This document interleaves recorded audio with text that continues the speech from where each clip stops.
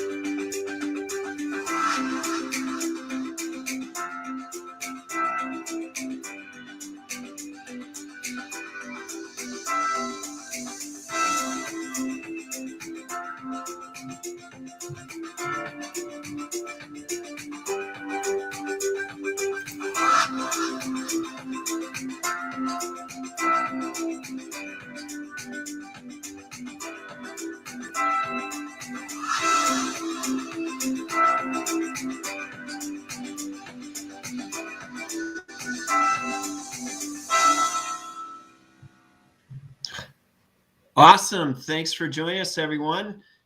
I'm Dan Gay, Chief Marketing Officer of BlockCerts Blockchain, and I'm joined here with Mr. Tim Vasco, the founder of BlockCerts Blockchain. Good morning to you, Tim. Hey, Dan. Happy Friday. Yeah, happy Friday to you as well. We're back. Woohoo! We've got some great things to share today. You know, we kind of did the spoiler alert last week that the Tech Trifecta, which is what do crypto, metaverse, and Web 3.0 have in common? And then how will the web change from here? And we're putting a whole basket of individual things in there with crypto, NFTs, DAO, DeFi, smart contracts, dCloud, and equals the metaverse. So very excited to say talk all about that 3 times fast. I know. I had to write that piece down.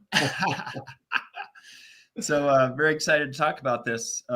Huge changes in the Tech Trifecta, and easy to remember that the Tech Trifecta is something that is changing the world, changing how the internet is going to be perceived and used, and how we use it and take control. Right, Tim? You know, Dan, as you were talking about the Tech Trifecta this week and everything, I came up like the being a sailor, and it came up in my mind, the perfect storm. Yeah. And I just couldn't get that visual out of my head. So, you know, let's talk a little bit about this kind of where we're at and the perfect storm, and, you know, how you really are going to sail into this Web 3.0 market.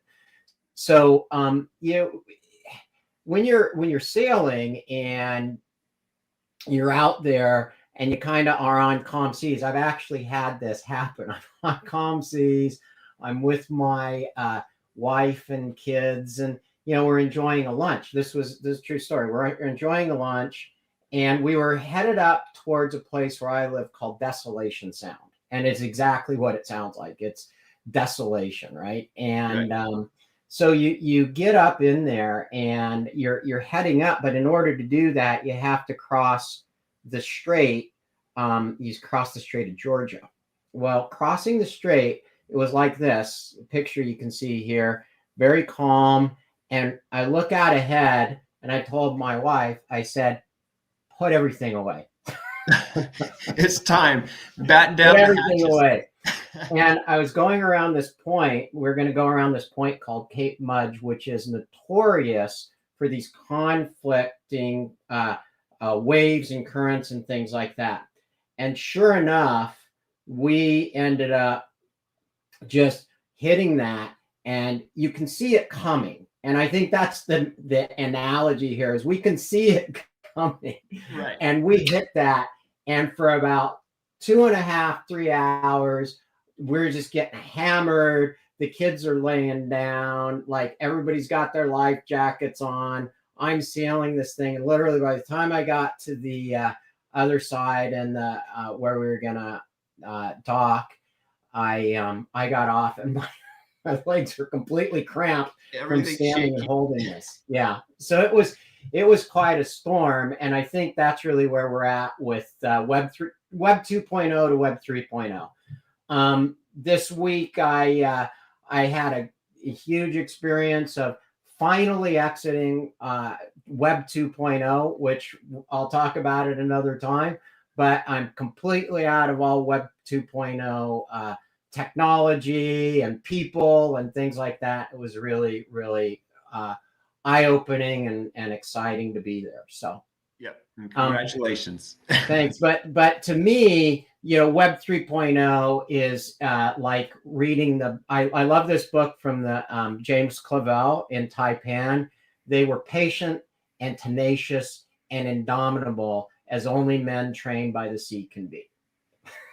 Right. So, when I look at that and I look up at my mast when I'm out there and I'm checking the rigging and this is going up into desolation, actually, this picture that you're looking at. And there's the chart plotter that we use with sonar, radar and navigation. And when you look at that, you start thinking, if you're not patient and you're not prepared for this, don't do it. Like, watch out. There's lots of rocks out there. And that's what we're going to talk about today, right?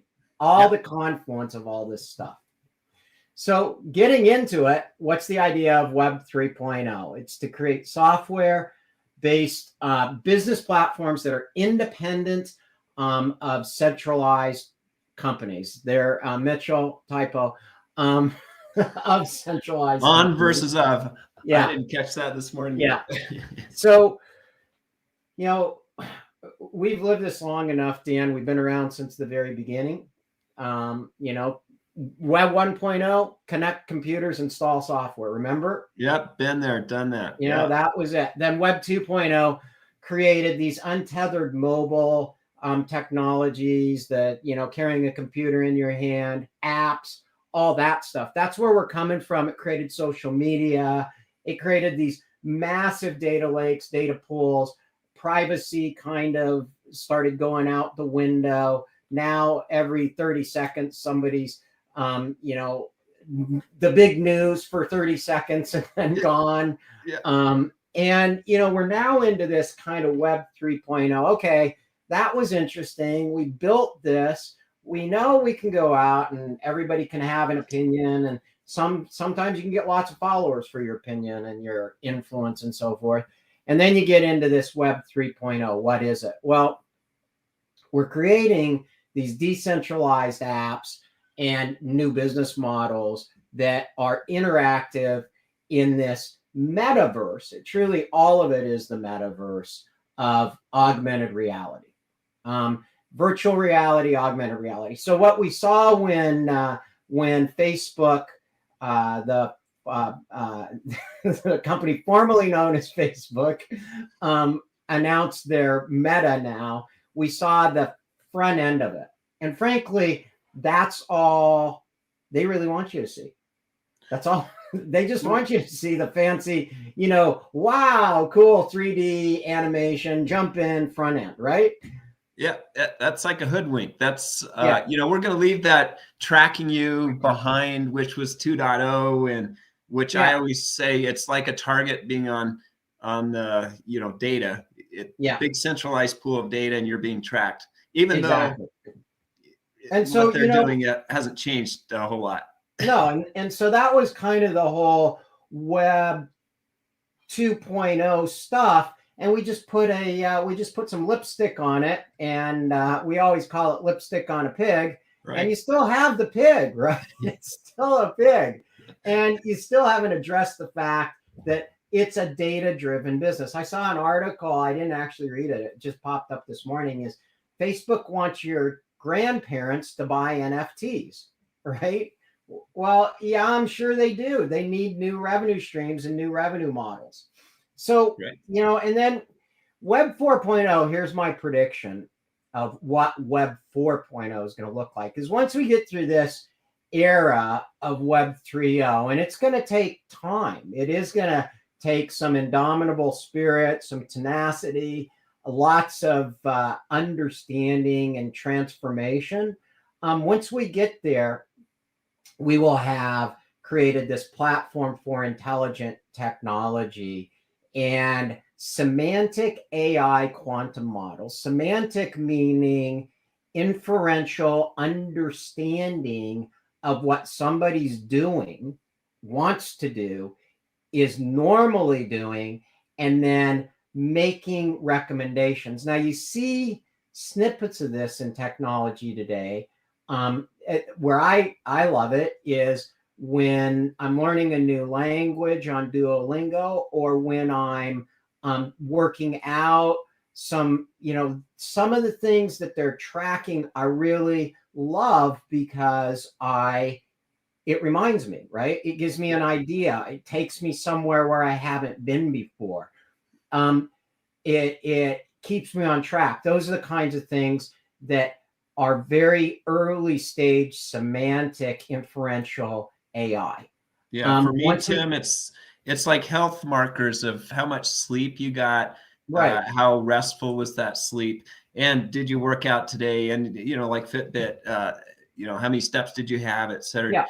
Because we've entered a world 2 years ago with COVID that we sit on our rears, and it's just constant work and don't go anywhere. That's right. And actually, I got one of those from my fitness watch, my Garmin that I always talk about, and Right. And it said, "Hey, are we noticing a trend on Mondays? You don't get your steps in." And I'm like, you know what? Of course I don't. It's Monday. That's right. Right? And it says, "Hey, even if it's your rest day, take a walk." Thank you. That's a good idea. So I started this Monday. New Year's resolution. And I don't work out on that day. I work out almost every other day, and try and stay fit. But that's the semantic web. And then we throw in this idea of quantum entanglement and guiding, and that's where humans and machines really start working together. Now the question is, who's holding your DNA? Right. Right. And your data. And your data is your DNA. Like, who's got that information? And it's really a matter more of a question of who than what. So the idea of Web 3.0 is where we're at today. That's my prediction for Web 4.0. But let's talk about some of the stormy seas and risks out there in Web 3.0. And here's one. We'll start out with the DAO, and we'll start out with I love this one, with NFTs.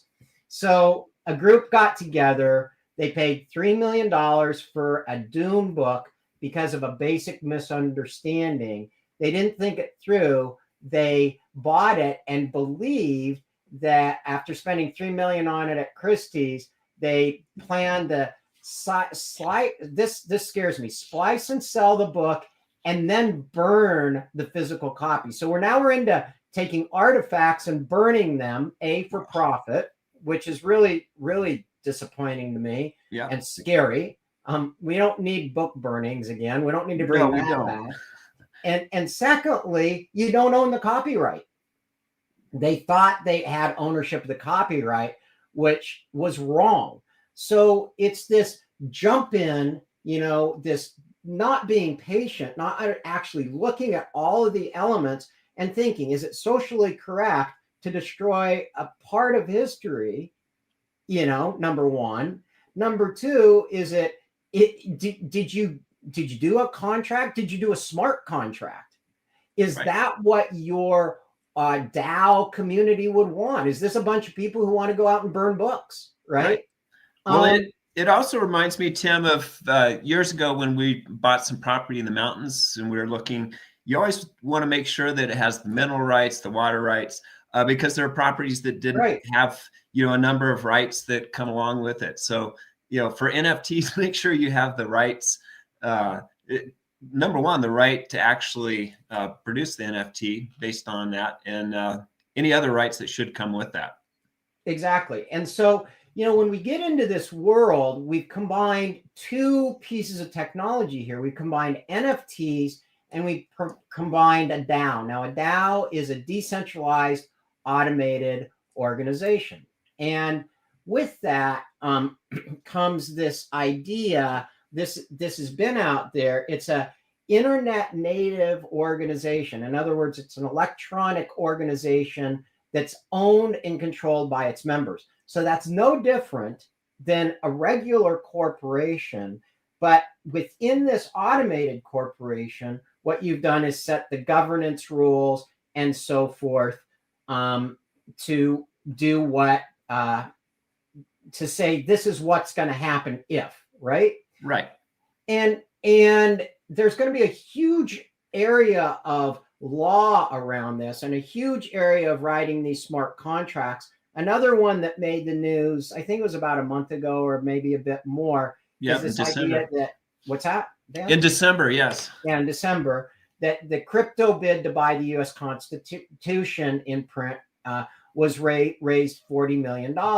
But then in comes the confluence. This is that storm of Web 2.0 and, centralized power against Web 3.0 and emerging power. This is it right here. So this 53-year-old billionaire, Ken Griffin, comes in and says, no, I'm going to outbid that automated organization and paid 43.2. Okay. And he's going to lend it to the Crystal Bridges and Museum in Arkansas so people can see it and so forth. So great. You want to go see the Constitution, go to Arkansas. And that's fine. I mean, whatever. But the point being, this DAO versus the traditional was quite interesting when, and we mentioned this last week, when his company, Citadel, got 1.15 billion in conjunction with the VCs to go, there's something to it. Right. There's something to this Web 3.0 thing. Obviously, I just upped $3.2 million. How did they get $40 million that fast, that quick to even be at the table, right? Right. So if there's any question of whether or not this is here, the guys that are actually putting their money where their mouth is to compete against it are also investing in it, right? Yeah. And there is no question that was a competition against the DAO. And there is no question that he went, interesting, let's go. Yeah, and Tim, I just read that Ken's net worth now has reached over $28 billion. So that's pretty good. What's 43 million amongst friends? Yeah, $1 billion here, $1 billion there. Pretty soon you got real money. Yeah. So it's really interesting, and I think it's actually welcoming to see that the traditional investment community, the traditional kind of central guys that made all their money through centralized power, are looking at this and saying, this is a real deal. This is the real thing. So when we created the platform at BlockCerts, we realized, like early on, the DAO, the very first DAO came out in 2016, realized that this idea of work, aggregation, complete collaboration, control can all be done. And that's why we created WorkCertain, Dan. It's taken years to do this, to aggregate all these things. And I'm not going to go into it, but I am going to invite people to go to WorkCertain and start expanding your mind about what you can do through a collaborative, what I call an open structure organization. What you can do to create these smart contracts, which effectively a DAO is just a smart contract with rules and governance, or what you can do to create this massive ability to go global in the world and decentralize your organization. It actually opens massive, massive doors, and you can see it emerging. The one we just saw, or two examples, were merging NFTs with a DAO, right? Right. And a centralized company, Christie's, sold the NFT. So when I talk about that sailing into the waters, these uncharted waters, that's what's happening right before our eyes. But do people recognize it? Right. And fortunately now, companies, individuals, anyone has the ability to have the privacy of Web 3.0 versus the target on the data.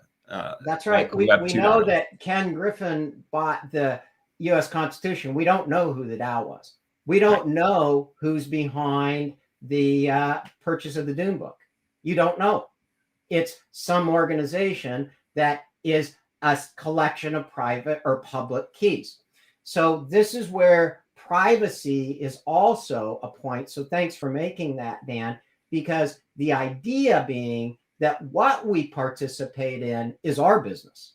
Correct. Now, it's also our responsibility then to think about, well, is that the kind of organization I want to be involved with? But you know what? Nobody needs to know it's me, especially if I'm authenticated. So when we created the authentication cloud, we authenticate the real people because you have to do that. And then you get to identify and then de-identify. You're in control. And that's what it truly is about. And Tim, also, as you've talked about on a lot of conference calls, eliminating spoofing, eliminating a lot of things that are Web 2.0 issues and fixing the issues that the Web 2.0 created. Exactly. Like if we look at the first iteration of blockchain, in the early days, these public keys, anybody can get them. On BlockCerts, anybody can get a public key, but is it authenticated and is it compliant and is it working within kind of the rules? We need laws, we need rules, we need regulations. We're a society. We need those things.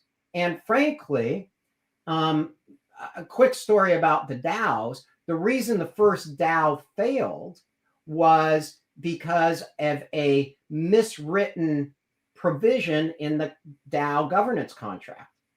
And so the DAO went out and it got hacked and all this money disappeared, right? Right.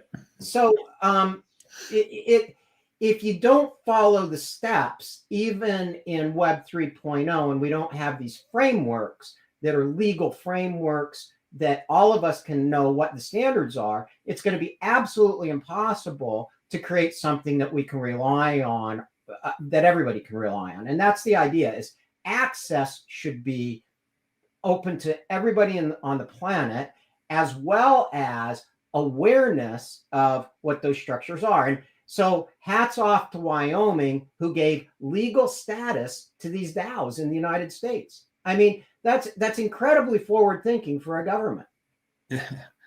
It is, 2 years forward thinking to what what society and all governments are moving towards today. That's right.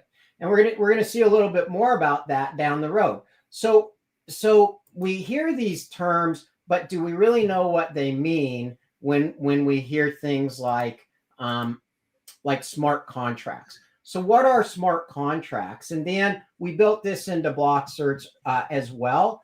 It's not a PDF that you sign through email like DocuSign. A smart contract is something that tracks from the moment something started all the way through. Are those terms being adhered to? And is the program controlling those terms? That's what a smart contract is. So a very simple example of this is behind this simple user interface you see right here. If you click to sign a contract on Work Certain, through your wallet or what have you, when you click on more details, behind that is the magic of the blockchain, the magic of the token, and the magic of showing exactly what happened to get to that point. And you can carry that as simple as signing something and making sure everybody knows what happened to get to that point, or extending that smart contract into actually having actions taken so everybody's kept honest and does what the contract says. So how many times in companies do you sign a contract and you file it away somewhere, and then the next year or 2 years later you wonder, what provisions did that contract have? What was I supposed to do? What were they supposed to do? Well, we talk about privacy and we do it every single day. Yeah. We click on, do you accept these terms and conditions? Who reads that? I do. I will admit I do. But yeah, on the internet. Well, yeah, you scan it. Who reads that? And what happens if you say no? You don't have access. Yeah, you don't get in. You don't get in. And, constantly, there's this constant battle of the contract says this. You know who ignores that all the time? The lawyer who takes a retainer and goes out and tries and helps the side that gave them the retainer take over by ignores the terms of the contract. It happens all the time. Wow. So smart contracts are this underpinning, critical element that really bring us into saving our future and making sure that our future is valid and basically fraud free. And that's really where we want to head with this, right? That's Web 3.0. We have the technology, the capacity to record literally everything. And for years on BlockCerts, we've recorded every single data change event, everything. Yeah. From the moment. That's just something e-signature doesn't do. Where was it signed? At what time? By whom? And were they authenticated? It just goes so much deeper than any e-signature that, and then what was the intent with instant messaging, with video, all the supporting materials that really make a contract live. And then, as you said, what's supposed to happen does happen, and it reminds you of what you're supposed to do in a contract. Exactly. And so what is really critical, getting back to that point of privacy and who needs this, the answer is all of us. Everybody. If we bank, if we get mortgages, if we have interest that we pay, if we have loans, if we have connected devices in our houses, the Internet of Things, if we have all of those things, starting there with the very basics of what we do in our everyday lives, you need to know who's watching. You need to have control so you can say, this is okay to happen to me, because it's going to happen to you. Right. And flip the switch on and off. Doesn't it just make sense? That's Web 3.0. You control the switch. You get to flip it on. You get to flip it off. You get to document what happens. I'm fighting with a phone company, a mobile phone company right now, not to be named, a Canadian phone company. I'll narrow it down. And I went to switch plans. They offered, a couple bucks off a month for a package deal. They never transferred the phone number. Well, of course, we all know our mobile phone number is kind of important, right? Yeah. They never transferred the phone number, started billing me. I'm like, hey, you guys still haven't transferred the number. You still haven't transferred the number. Finally, long story short, gave up. I'm still fighting over the $400 bill that they sent for the 4 months, over the 4 months, where they never provided a service. And then they hit your credit reporting, and they go hit that. And then you know what the credit reporting agencies do is they use an algorithm to push that against your credit report, and it will damage your credit. Yeah. And so that algorithm, they don't do that manually. They do it once, and it keeps hitting. So your score will go down. That's all centralized Web 2.0 technology. Yeah, and who has the power? And who has the power? Yep. So the brutal thing is that now even to create a credit report, your information's been scraped. It's very difficult to go in and clean all that up. Personally, I've advised all of the different, and I love the story, actually. I love that this happened because I can use it as an example. And I go, okay, telephone company, we still use their internet service, things like that. I'm like, okay, telephone company, here's the problem, right?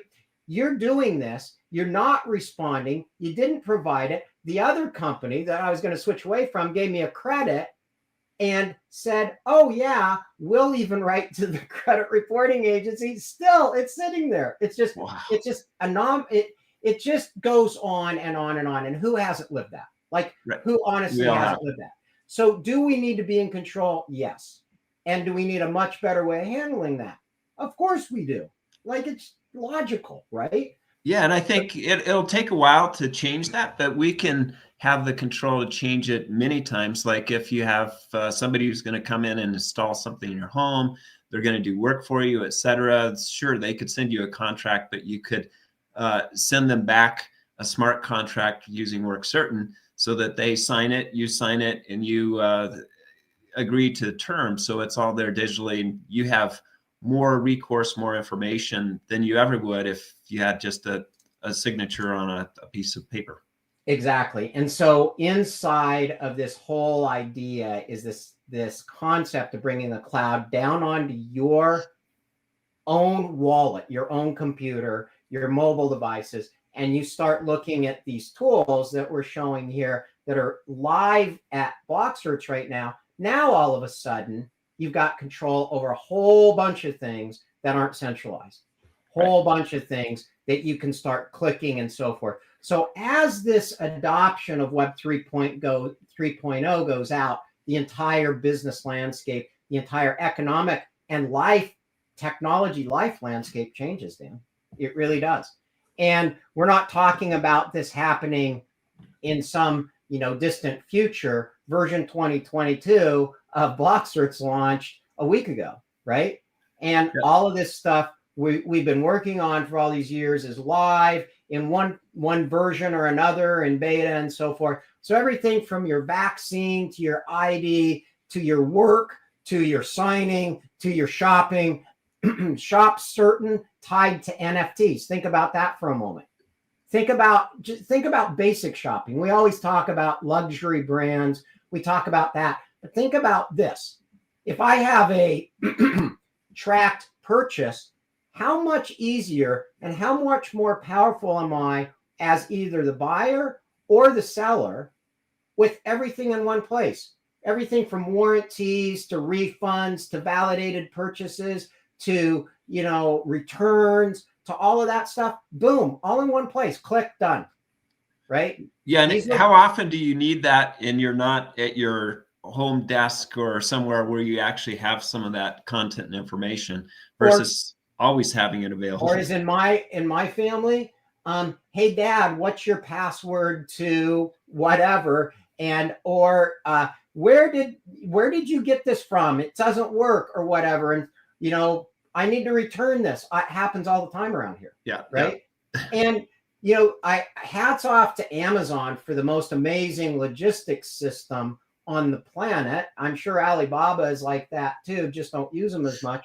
But hats off to those guys. Still, that's centralized, and it's with big companies. And what we've done with ShopCertain has brought that down to smaller companies. And again, it's that idea of access, control, everybody being able to put this in, down to every item you have on ShopCertain can be an NFT. Everything. It doesn't have to be some geeky thing out there on OpenSea or what have you. It can just be there, right? Yeah, and everything becomes tracked, sealed and delivered. A supply chain in a box, very simply. Exactly. So let's move on. So we've kind of covered NFTs, DAOs, this Web 3.0 distributed decentralized cloud, and now we get into crypto. So look at this.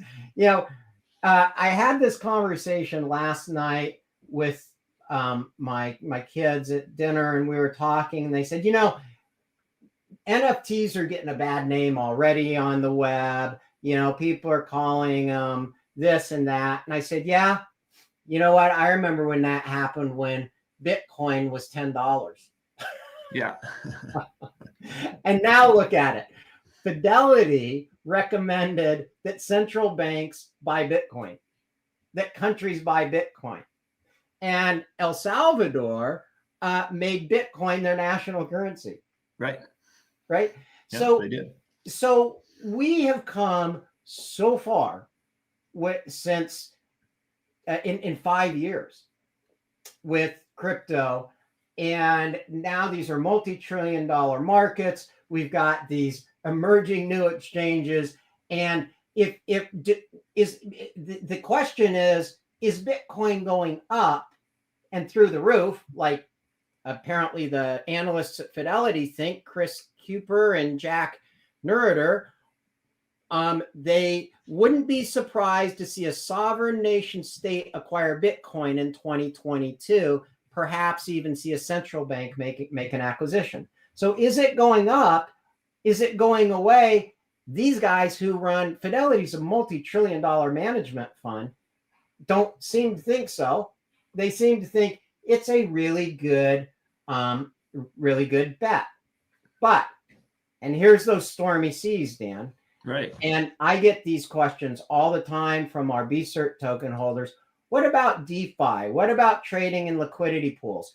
So word of caution, it's not simple. Again, not simple. No more simple than did I pay $3 million to not get a copyright? Look at this. This is this week. A user lost 42 ETH. That's about $135,000 because they put their ETH in a liquidity pool that had too low a volume on the other side. I think it was called the WTF token or something, which we know what WTF means. The point is that it's not simple and it is not easy. And you need to navigate, just like you don't go into uncharted waters in today's world without a GPS, without some paper charts, and without knowing how to read the damn things. Yeah. And Right? Tim, last week we talked about the crypto curious, that a huge amount of people in the US and all over the world are very interested to get in. They don't want to be left out, but it also needs some simplification so that the people can get in much like they can going through the stock market. Exactly. Yeah. So, when going forward in that, then the last thing, and this is the inside of the Be Certain wallet, which is this allows you to avoid all of those things. And right now we've got the Vault Certain, ID Certain, and two-factor authentication, and we're actually rewarding people with one Be Certain. So these are each $10 to go Vault Certain themselves, ID Certain themselves, and 2FA themselves. Well, supplies last. We're not doing that forever. But to introduce this, and when you get in this wallet, there's a lot going on. So honestly, just get into the Be Certain wallet if you want to see the entire ecosystem of Web 3.0. Now, is it easy? We've tried to make this user interface as easy as possible. But what we've actually done is introduced Web 3.0 with everything. So right now, it's not the McDonald's Happy Meal menu, right? That's coming to make it easier for what you want to do. But right now, you can do all of this stuff and get in to the Web 3.0 ecosystem and go to work with the Work Certain, with the Be Certain, and all the new stuff that we have coming out will be released in 2022 with a whole new world of digital business and economics. Right now, live, you can go start getting in there on that. But it is this giant leap. And I think if there's one thing I want to leave people with today, we're running out of time, is it's a giant leap. It is stormy seas, but you can navigate and have a ball, even in the stormy seas. The last thing about that sailing story I opened up with, Dan, I loved it. I was having the time of my life being heeled over, having the waves rush over the bow and so forth. Others weren't so happy, but we were able to achieve our goal of getting there safely and having a great time up in those beautiful waters. So, these are beautiful waters. So don't get anything wrong. It's just today we wanted to introduce version 2022 of BlockCerts Web 3.0, the first platform ever to put all this in one place where you actually can start controlling your decentralized cloud and give people some, these are the positives, these are the things that are happening, and these are the things to be aware of, and keep watching the world from here. Join some of our new upcoming knowledge series that we're bringing out, and we're going to keep telling people about this. We are. And Tim, just a little statement about the stormy seas. Part of that is that it's new, it's foreign, and when something's foreign, you don't quite understand it, but it's there, and it totally changes the way that you can do things. Today, if you're spending $1,000 on everything from Zoom to DocuSign, all kinds of different applications. You can do that in one place and start using it today. That's right. In a very inexpensive manner and in a secure private manner. So part of that stormy seas is just forging ahead and understanding something that's new. Well, and we use it every day.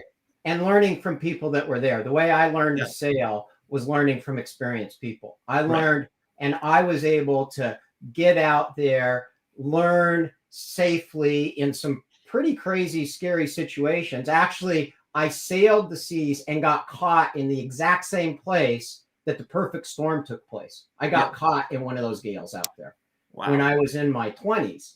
And I wasn't smart enough to be as scared as I should have been. I am now, but and we, obviously I made it, but and that experience gives you that. That's right. And it's the same thing and as we started out, if you've been here since Web 1.0 and you've gone through Web 1.0, Web 2.0, Web 3.0, I can see very clearly where Web 4.0 is going to be. Web 3.0 is here today. That's the experience we're trying to bring. And BlockCerts has been built on a ton of experience, real life, real business experience, billions and billions of dollars of actual transactions, actual people using technology, and us watching how did this evolve in the first place? How did we get here? And so that's the way to navigate anything, really. Is 30 years of evolution and creating and crafting applications, and then applying that to the blockchain over the last 5 or 6 years. That's how you get there. That's right. And it's moving at lightning speed too. It is actually moving. It's more like jet airplanes. And we're going to talk about that in the future too. It's more like what those pilots do and being a test pilot now than a sailor. But sailors were taking those kinds of risks back when sailboats and the China trade and that all first started. Today we got rocket ships. And the Web 3.0 is a rocket ship, so you better get on because it's not going slow, that's for sure. Absolutely. Well, we've got to wrap it up here. All right. Well, we want to say, everybody stay safe, stay healthy, stay away from the current variant, and let's not get any more. Fingers crossed. And get Web 3.0 digital. And thank you, as always, for joining. Dan, you always ask people for a favor. Well, please subscribe and hit the thumbs up. We appreciate that you watch us, and we continue to have more subscribers. And we've been at this almost 2 years now, and we've got more and more great things to come in the future. So check in every week, same place, same bat phone. And exactly. Join us on The World from Here next week, 9:30. Everybody have a great weekend. Thank you very much. Thank you, everyone.